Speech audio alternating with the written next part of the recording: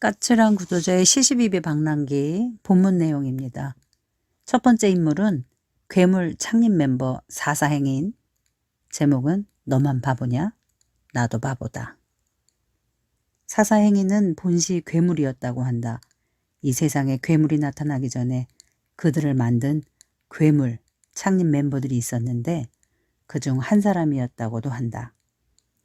2001년쯤인가 작고한 지 몇 년 후 온라인상에서 그와 똑같은 이름을 대하고는 묘한 느낌을 받은 적이 있다. 게다가 제2의 사사행인의 글들은 제법 날카로웠으며 녹록지 않은 식견이 녹아있었고 구도자적 기계가 살아있었다. 어떤 이가 사이버 공간에 마구잡이로 늘어놓은 쓰레기 글들을 그나마 빠짐없이 읽고 나서 경책을 가해주는 친절함과 인내심도 갖고 있었다.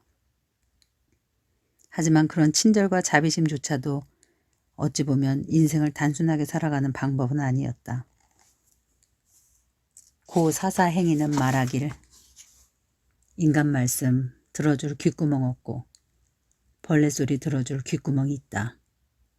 고인과 제2의 사사행인이 어떤 관계에 어떤 사연이 있는지는 모르겠지만 내가 아는 사사행인은 이러했다. 너만 바보냐? 나도 바보다. 바보가 따로 있나? 가만히 있으면 바보지. 어느 해인가 부산의 한 화백집에 내려갔다가 그의 글이 적힌 오래된 전시회 팜플릿을 보게 되었다. 초라하기 그지없는 몇 쪽짜리 신화전 안내장이었지만 거창하게도 노태우 대통령 후보자의 추천사가 들어있었다. 골 때리는 사람이군 하면서 작가의 사진을 보니 그 행색 또한 가관이었다. 앞쪽은 탁발승이요 뒤쪽은 말총머리. 뒤통수엔 바리깡으로 바보라고 또렷이 새겨놓았다. 주소 땅 없고 하늘 없는 번지에 태어났노라. 서울시 종로구 지옥관. 나머지 팜플릿들도 그런 식이었다. 누가 나를 안녕하시냐고 물으면 뒷관 돼지우리에 쳐 넣으리라 라거나 이태백은 물에 빠져 죽고 조조는 칼 맞아 죽고 대통령은 총 맞아 죽으니 영웅호걸 문장들 가는 길 이러하다. 사사행인도 황천길 가는 길이나 연구하리라. 다음과 같은 구절도 있었다. 마음의 눈은 발가에 있으니 발가락으로 보라. 이런 말은 돈이 뭐니 공부 꽤나 했다는 사람들이 쓰는 건데 갑자기 궁금해져 화백에게 물으니 자기 스승이란다. 만나봅시다 했더니 안 될 말이란다. 왜요? 하니까 사사행인 그가 어떤 인간인지 설명한다. 그 화백 또한 웬만한 조폭 두목 정도는 우습게 하는 사람이긴 하지만 사사행인의 괴팍함과 불방맹이 날벼락에는 당해낼 재간이 없었다고 말이다. 그거 재밌네요. 더욱 만나봅시다 했더니 다른 사람은 다 되어도 넌 안 된단다. 아마 전에 나랑 무슨 일로 한바탕 해서 그랬을 것이다.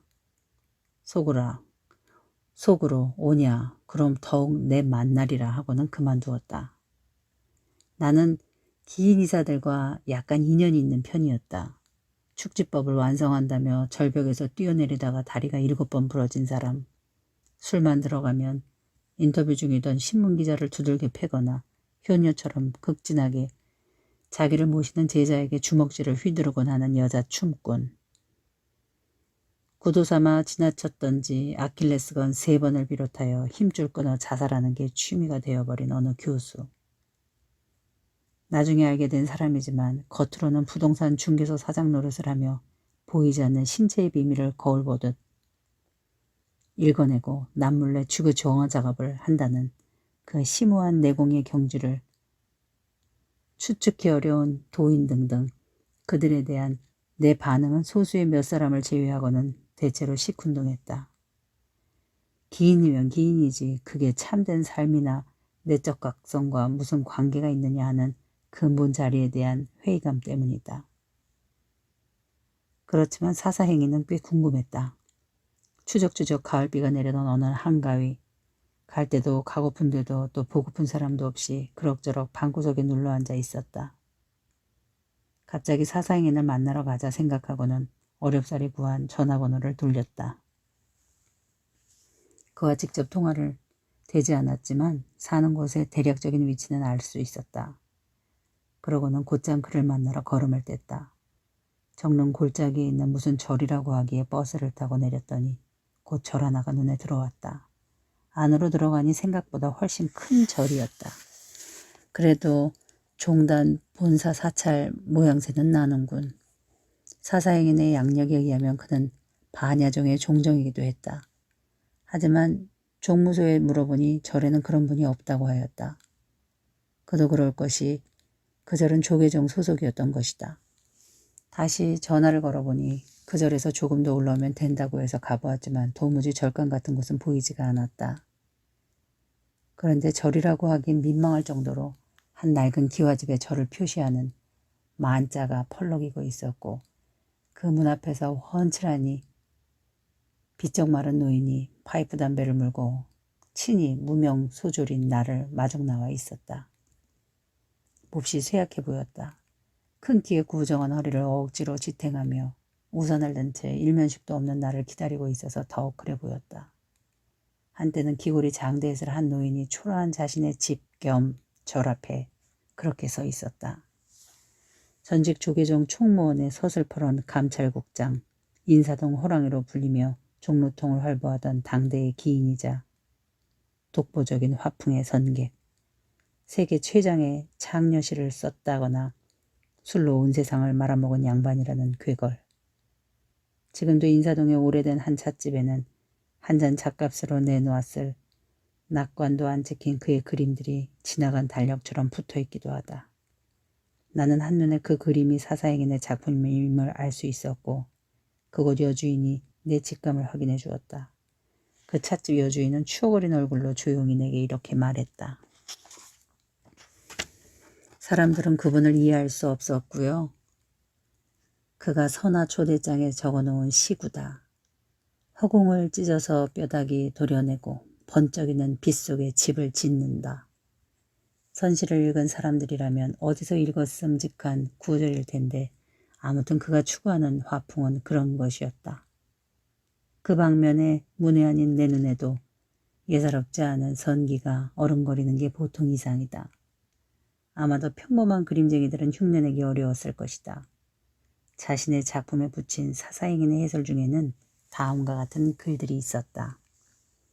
맑은 거울에 비친 백발에 모습 바라보지만 서로 맛보아도 실증 나지 않네.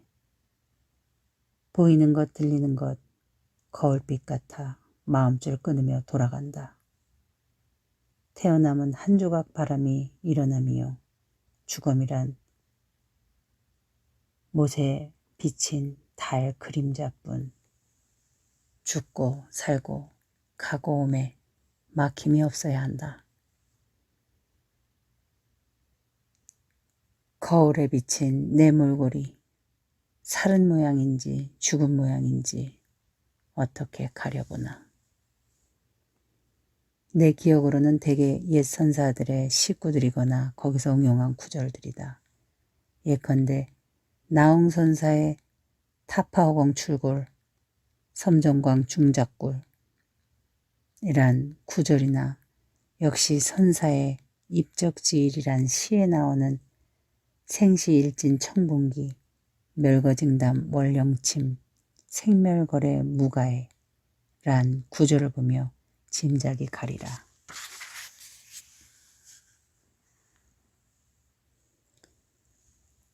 그건 그렇고 그가 안내하고 먼저 든 방 입구에는 백골땅이라는 글자가 흰 종이에 쓰여 있었다.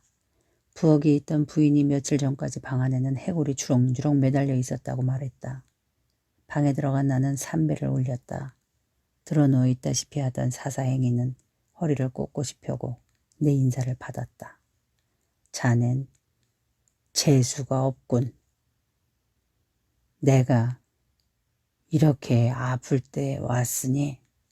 사사행위는 계속 드러누워 있을 수만은 없는지 의자에 앉았다가 방안을 이리저리 걷다가 다시 드러누워서는 그곳에 와 있던 여제자에게 자기의 하반신부터 차례로 주무르거나 짓밟아 누르게 하였다. 고통이 심한 것 같았다. 한때 그는 생가사의 일대사를 해결하기 위해 바람 끝에서 싸우던 치열한 선생이었다고 한다. 그런데 지금은 암에 걸려 투병 중이었다. 여제자가 하는 말이 의사의 끈질긴 권유에도 불구하고 수요를 제외하곤 어떤 병원 치료도 거부한 채 정신력으로 버티고 있단다. 꺼져가는 자기 생명의 등불을 바라보며 금생에서 최후의 용맹정진을 그런 식으로 해내고 있는 듯했다. 그림을 배우러 왔느냐? 아니요, 일반 사회인입니다. 사회에서는 뭘 했느냐? 이런 데하고는 전혀 상관없는 일을 했죠. 몇 가지 질문을 마친 사사행에는 생전 처음 대하는 종류의 인간인데 잘 모르겠다는 표정으로 나를 바라보았다. 실은 그냥 왔어요. 그게 맞는 답이었을 것이다. 저녁을 먹고 가라고 해서 한 그릇 맛있게 먹었다. 식후 7분은 보약보다도 더 좋다고 소화도 시킬 겸 일어나 이색적인 방을 거닐며 둘러보았다. 그림 몇 다발, 불상, 경허선사의 만공선사의 영정. 그 옆에 옷가지를 젖히자 사사행인 자신이 사진이 붙어 있었다. 방문 쪽 벽에 걸려있는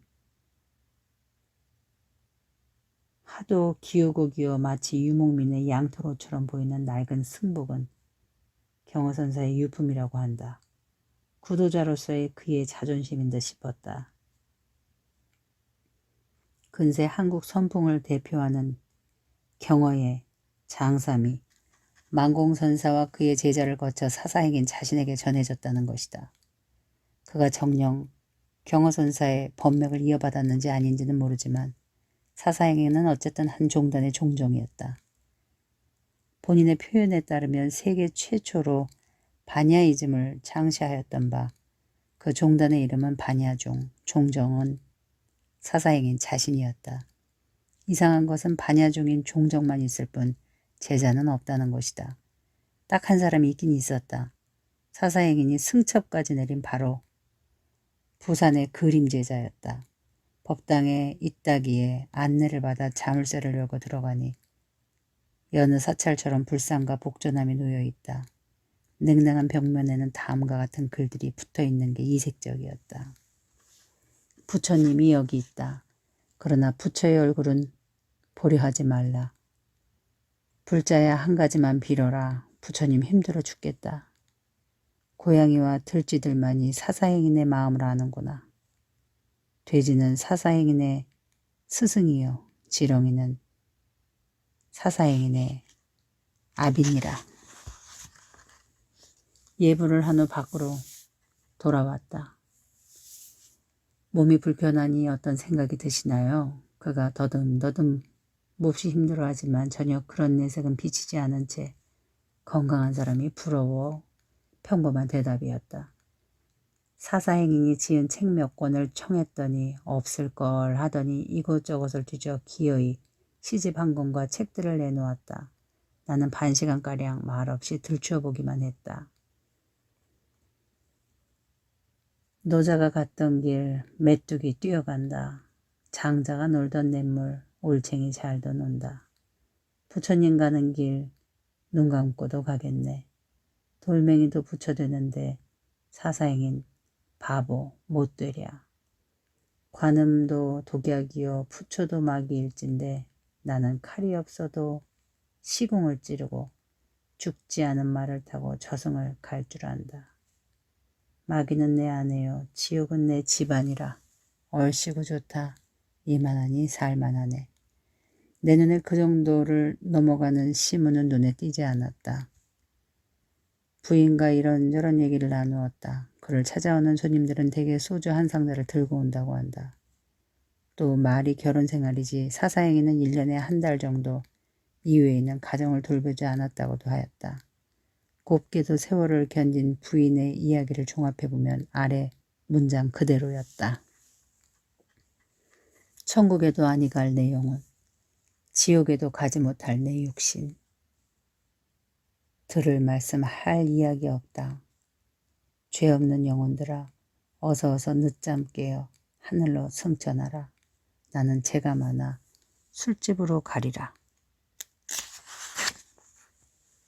사사행위는 여제자에게 또다시 자신의 몸을 밟아달라고 한다. 얼마 후 그가 자리에서 일어나 반쯤 벽에 등을 기대더니 어떻게든 나에게 무슨 말을 하려 하였다. 아주 천천히 힘들게. 도는 말할 수 없어. 말을 끊은 사사행인이 잠시 후 말했다. 말했다기보다는 어떤 음향이 그의 달싹거리는 입을 통해 흘러나오고 있었다는 편이 옳을 것이다.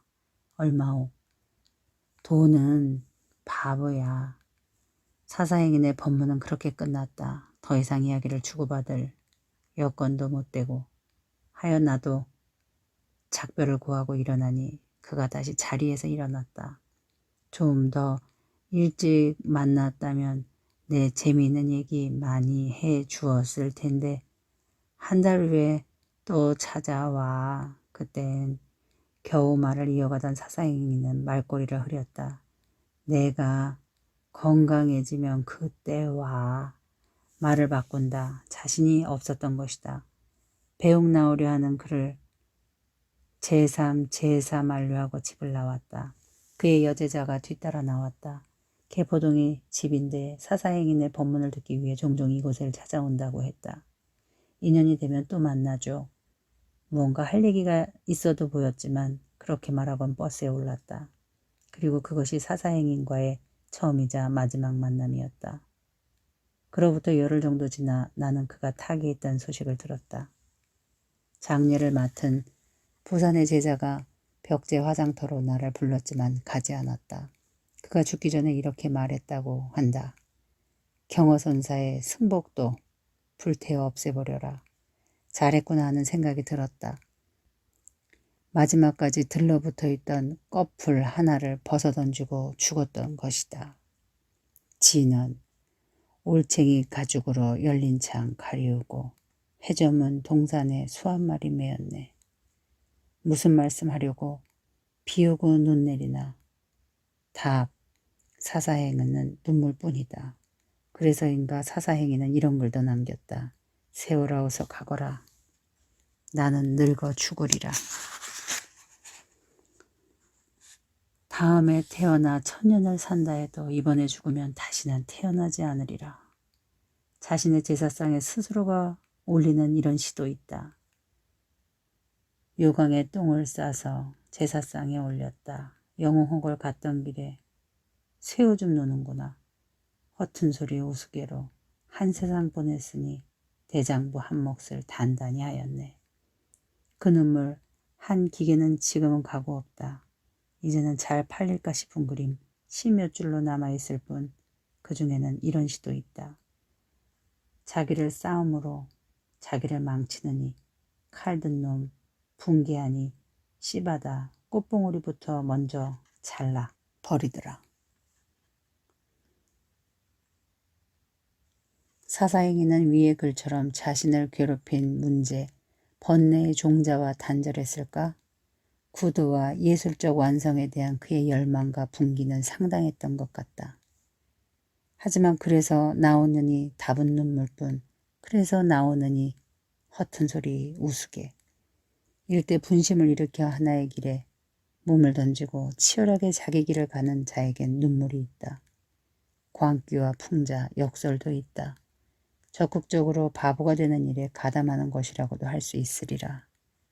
그것은 한편으론 결코 이 세상에 지거나 억눌려 살지 않고 맞서 자기 자신을 살려내는 방법이 되기도 한다. 하지만 사사행인이 죽기 직전에 도달한 결론은 순수한 바보가 되라는 것이다. 있는 그대로가 되는 것. 더 이상 어떤 것과 싸우거나 저항할 필요가 없는 상태가 되는 것. 더 이상 자기 자신 이외의 어떤 것이 되거나 비범해지지 않는 것. 그런 것 아닐까? 돈은 바보다. 진실은 바보다. 나는 바보다. 그 속에 담긴 소박함과 겸허함에 가다할 수 있다면 이 말은 정말 유익하다. 화가 나건 신경질이 나건 시기심이 휩싸이건 결과에 마음 졸이건 그러한 것들은 바보에게는 없다. 자기 안에 어느 틈에 만들어진 아상과 환영, 집착들 끊임없이 비교하고 검사하고 자신을 내모는 부질없는 싸움과 사슬, 자기 감옥 같은 것들도 없다. 우리는 원래 바보였을 것이다.